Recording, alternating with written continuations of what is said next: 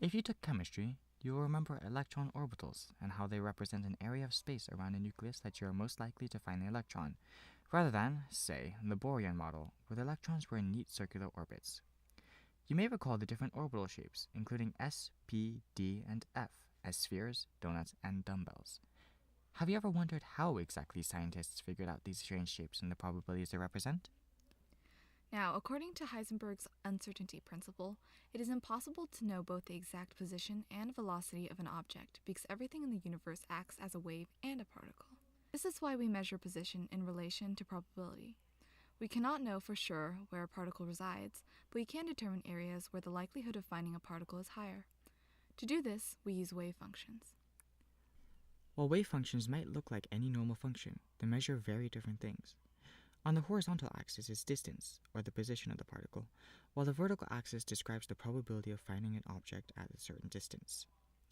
For a particle, there is a different wave function for every time t, which can be represented in 3 dimensions. The probability of finding a particle at any given time can be represented by its planar intersection. So how do you find a wave function? Well, you can use Schrödinger's equation. This may look complicated, but we have already learned most of it. We won't be deriving the equation simply because it requires higher-level multivariable calculus, but that doesn't mean we can't use it. First, let's explain what all the symbols mean. H bar is Planck's constant over 2 pi. I is your standard imaginary number, m is the mass of the particle, and v is the potential energy of the particle. All these symbols will be constants when solving for the wave function, represented by the Greek letter psi. We've already learned about derivatives. This weird symbol that looks kind of like the fancy cousin of the derivative is called del, representing a partial derivative. These kinds of derivatives are used for functions in more than 2 dimensions. Let's say you have a function in 3 dimensions. How would you take the derivative in terms of x of the function without an extra differential? This would be very difficult. The partial derivative allows you to take the derivative of a multidimensional function in terms of 2 variables. For example, let's say you have a function f of x comma y, which equals x squared times y squared. To take the partial derivative of f in terms of x, you treat y as a constant and take the derivative of the function, leaving you with 2x times y squared. Relative to z, the 3rd dimension, this is the slope of a tiny change in x without changing y. Using Schrödinger's equation, we can also solve for any function psi.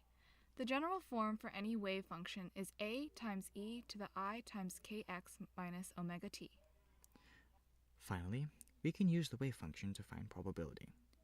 For this, we have to introduce a new concept, probability density, which is the likelihood of finding a particle at any position x. In quantum mechanics, we are working with particles so small that it is almost impossible to pinpoint their exact location. Let's go back to the electron problem. If you select any random specific position around the nucleus, the probability of finding the electron there is very small, effectively 0. As you expand your search area, giving it a larger range, the probability of finding the particle there also increases. This is what a probability density describes. Taking the integral of the probability density function allows you to expand the search area, since you are working with a definite integral with a range from a to b. The larger your bounds, the larger the probability of finding the particle. If you take the bounds of negative infinity to infinity, the probability should be equal to 1, because if you search the entire universe, you will eventually find the particle. However, there are a couple of conditions that must be met in order to take the integral of a wave function. Since probability is a real, positive number, we must also change the complex function to be real and positive. This can be calculated by multiplying it by its complex conjugate. If you don't remember, a complex conjugate makes the imaginary portion of a complex function negative. When multiplied together, it will take out the I and make the function real and positive. This process can also be represented by the absolute square. Finally, there's one more step we have to make before we can take the integral. This is called normalization. You may have noticed in the general form for a wave function, the constant a. This constant is akin to the plus c when you take an indefinite integral. To find it, we must set the equation equal to 1, as we mentioned earlier. Once we solve for a, we can plug it in and have our new normalized function. This might be a lot to process at once. To practice normalization, we will apply all this new information to an example problem. Let's say you have the wave function a times e to the negative lambda absolute value of x times e to the negative I omega t. To normalize it, we take the integral from negative infinity to infinity of the absolute square of the function and set it equal to 1. Like we learned in class, we cannot take an integral where infinity is a bound, so we set it to be some variable a and take the limit of the integral as a goes to infinity. Don't worry about getting rid of the negative infinity. Taking the integral from negative infinity to 0 is equal to taking the integral from 0 to infinity, so we'll just double the result we get from the integral. Now we take the integral of the function and simplify.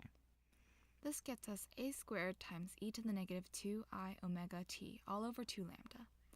Multiplying this by 2 and setting it equal to 1 will allow us to solve for a. The two 2's divide out, and the e to the negative 2I omega t equals 1. In the end, we find that a is equal to the square root of lambda. Plug a back into the original function, and we have finished normalizing. From here on, you can use your new formula to solve for any probability distributions. You may wonder why this process is so significant, besides the ability to find electron orbitals. While there are no classic apples and oranges math problem application of the wave function, it is used widely in quantum mechanics to explain the nature of particles.